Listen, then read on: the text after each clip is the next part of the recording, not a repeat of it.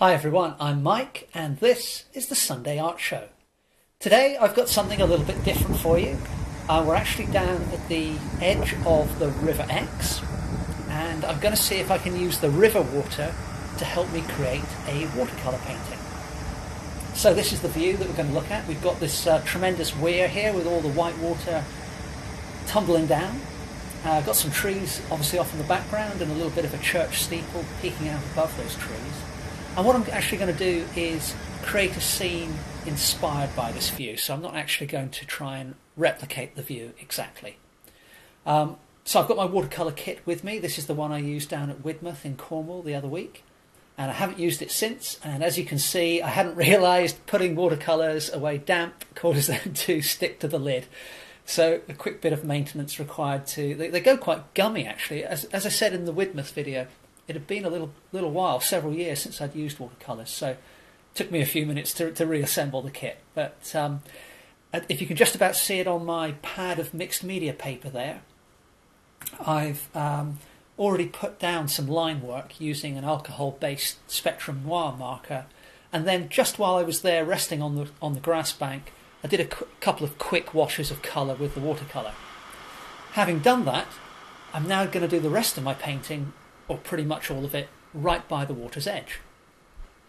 And the idea here is because the water is so turbulent and it's splashing around everywhere, and obviously watercolour is obviously water soluble, what I want to do is see if I can get some interesting effects with the odd splash from the river just hitting my painting.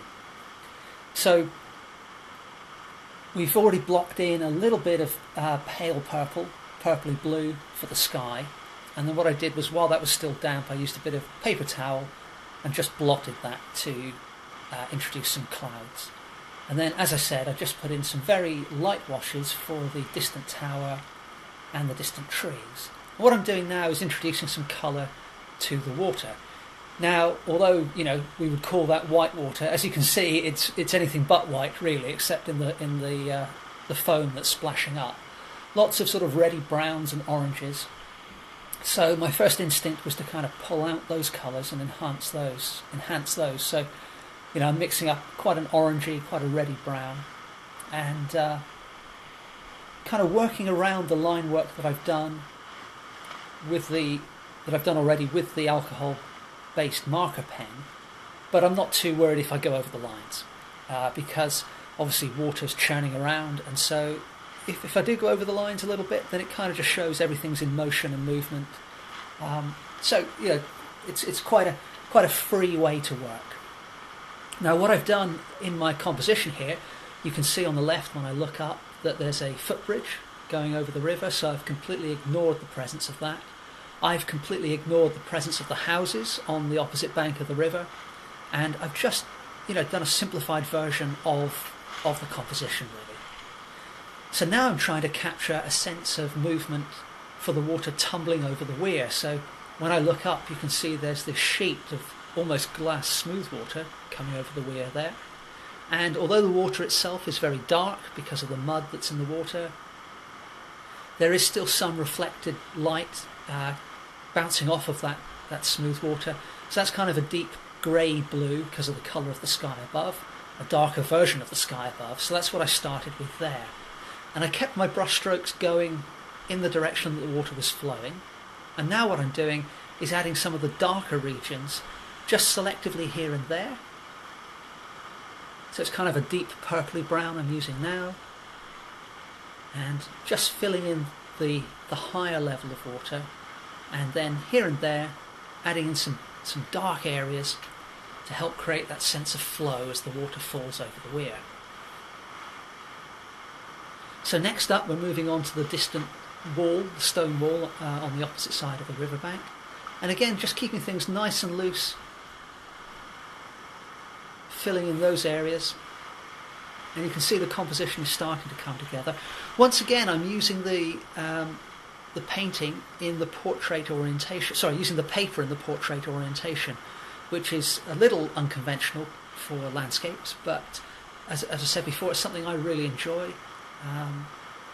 Kind of forces you to focus on a narrow part of the, really when you look at a typical landscape, there's a lot to take in. So I find that by using the portrait orientation and doing a fairly narrow painting, it just makes it easy for me to focus on, right, I'm going to paint this particular bit.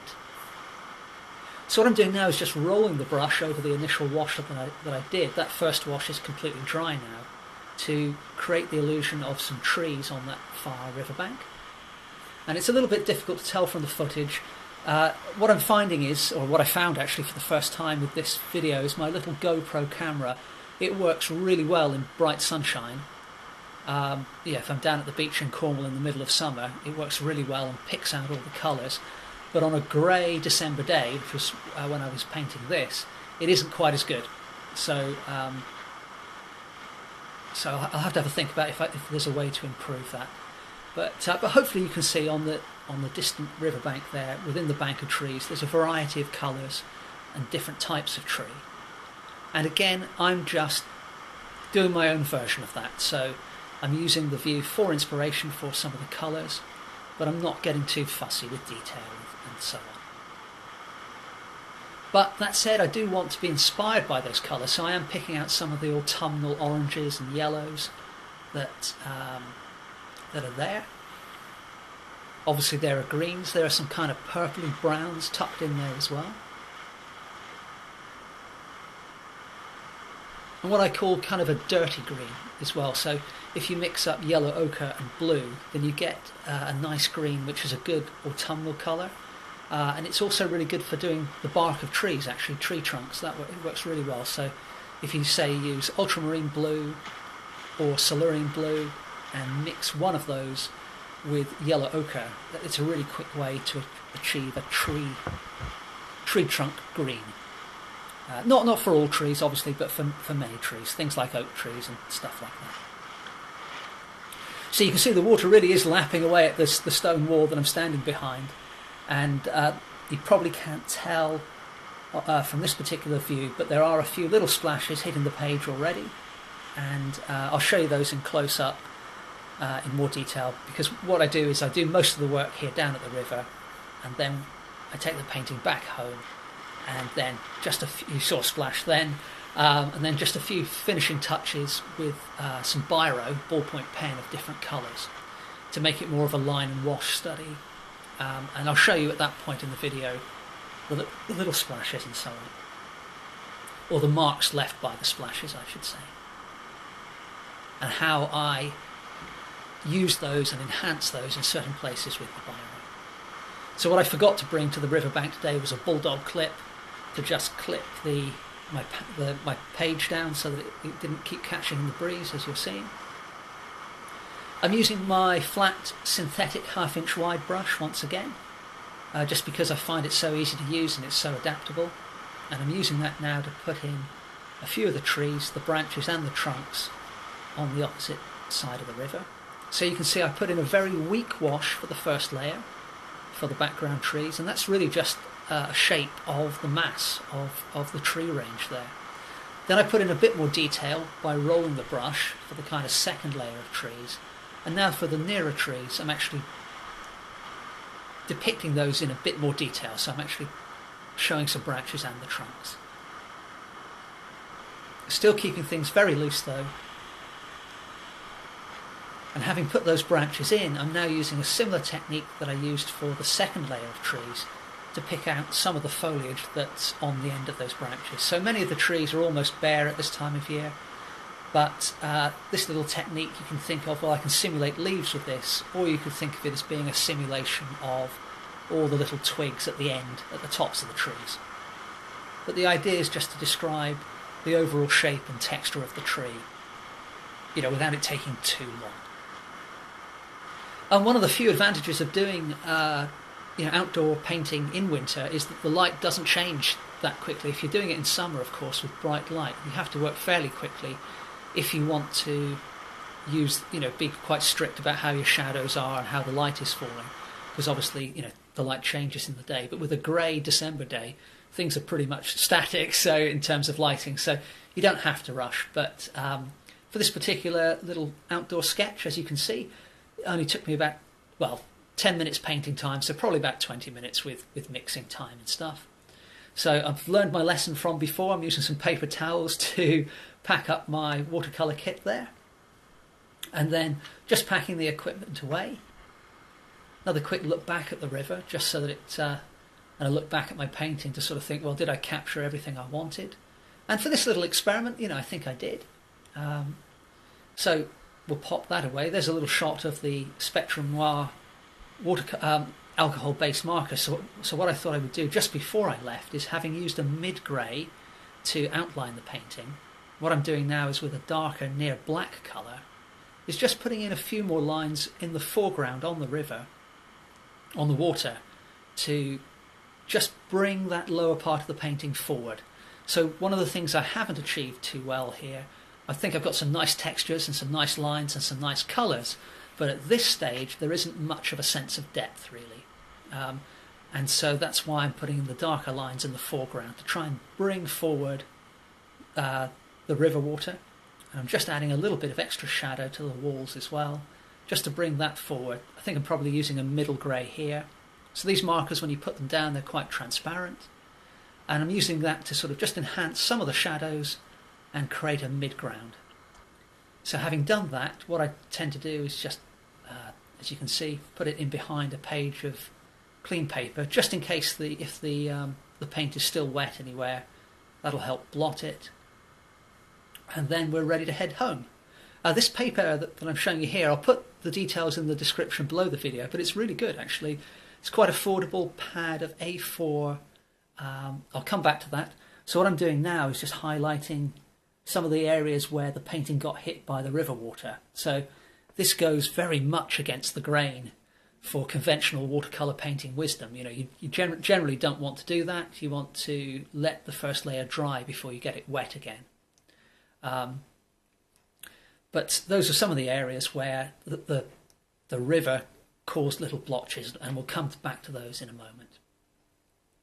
But what I'm doing now is, with a blue biro, I'm just starting to draw in some more detail on some of the trees. Now, the video camera, for some reason, didn't pick up all that well the painting with the lighting I had, although it's the same lighting I use for other paintings. So what I'm doing throughout this video is just also including a close-up of a high-resolution scan of that part of the painting. So if you can't see, if you're watching this on your phone or whatever, if you can't see all that well what I'm doing as I'm drawing, then hopefully the high-res scan, the close-up, will help you see the kind of line work I'm using here. So when I'm doing this with the biro, what I do is sometimes I follow the outline of the brushwork I've done exactly, sometimes I add an extra bit, and sometimes I deliberately follow the outline of the brushwork, but quite poorly, because it adds a sort of sense of movement, it adds a little bit of interest to the type of line work you've got, so it gives a nice variety of mark making. And it's just something I really enjoy doing. Now the other thing I do is, when the watercolour has gone down, as you can see with this other new close-up on the left here, the paint makes, especially if you roll the brush or just put a loose wash down, as it dries it makes all sorts of interesting shapes, and so you can use the biro to enhance those shapes by just going round the outline of those really weird shapes, which you would never really, or I personally wouldn't, I would struggle to create such variety and original shapes consciously. If I tried to draw those shapes over and over and try to do 15 of them, they'd probably end up looking quite similar to each other after a while. So what I like to do is kind of take the little blotches of paint, and I'll do this for some of the splashes where the river water landed, and I'll actually draw around the outline of those, so it almost looks like I've designed that feature. Now I'm working on the distant wall, doing a similar thing, again just selectively picking out little features, or really I'm just making this up at the moment to kind of suggest a level of detail and some kind of man-made structure on this distant wall. But going back to the pad of paper I was talking about, I'll put the details in the description below the video, and it's really good stuff. It's quite affordable. It's a pad of A4 mixed media paper, a brand I haven't used before, and it really is great for sketching outdoors because the paper is so robust that it doesn't buckle or bend, if you get it wet, basically. So yeah, really good for acrylic, really good for watercolour, really good for Inktense blocks, really good for biro, alcohol-based marker pens, Sharpie pens. I think I don't personally use oil paint, but I'm pretty sure you can use oil paint on it as well. So, well worth a go. But back to this painting, you can see I'm continuing to add more detail to this distant wall. And I've deliberately used blue here because blue tends to push things back into the distance. So my thinking is, for the very distant layer of watercolour, the church steeple and the distant trees, I'm not going to add any ballpoint pen outlines there at all. For the area I'm working on now, including the two main trees and the two nearest trees, I'm going to use the blue ballpoint pen. And then in a moment, what I'll do is add some more of this line work to the water. But for that, I'll use red ink because blue tends to make things recede, red tends to bring them forward. So by allowing the river water to hit the painting, it kind of forces me to not be too worried about what my finished painting here, and it encourages me to experiment and not be too fussy. So this particular painting, I don't know that it's one of my absolute favourites, to be honest with you, but I can honestly say I've never done an illustration or a painting in exactly this style, because working outside, having to work quite quickly because it was quite cold, having to work quite quickly because the water was splashing on the paper, it really forced me to sort of work in a new way. And then when I got home, I thought, well, what am I going to do with this drawing, or this painting rather? And that made me think, okay, well, I'll use some biro on top in the same way I used the marker when I was down at the river, and we'll see what happens. So I was really happy at the end of this little experiment with what I'd achieved in terms of finding new directions for my art. And some of these techniques I've used before, but not quite in this combination, not quite in this way. So you can see now that I'm adding a few selective red marks, red lines, to help suggest the movement of the water flowing over the weir there.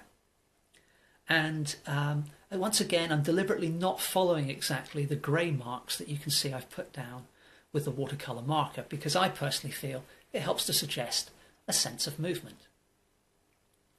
And I'm even adding a few extra lines here and there within the white water, as you can see now. So mixed media is a really great way to go, I think, if you're working outdoors, or well, it doesn't matter where you're working, but if you're working outdoors, I think it's a good way to sort of use the different advantages of the different media so you can get a result as quickly as possible. So I continued in this vein for a few minutes more, working on the water, essentially just doing what I'm doing now over and over. And as I said, when I got to the areas which were splodged, if you like, splattered by the water from the river, then I enhanced those by sort of adding some pen marks around those as well. And I actually went back and put a bit more detail with the blue biro on the trees as well. But let me show you a close-up of the finished painting. As usual, I'll include a link to the high-resolution image in the description below this video, so if you want to look more closely and in more detail at the type of mark making I've made, then you can click on that and check it out by zooming in on the image when you reach my website. But in the meantime, I hope to see you next Sunday for the next episode of the Sunday Art Show. As usual, any questions at all, ask me in the comments below. Please remember to hit that like button and subscribe. Thanks very much for watching.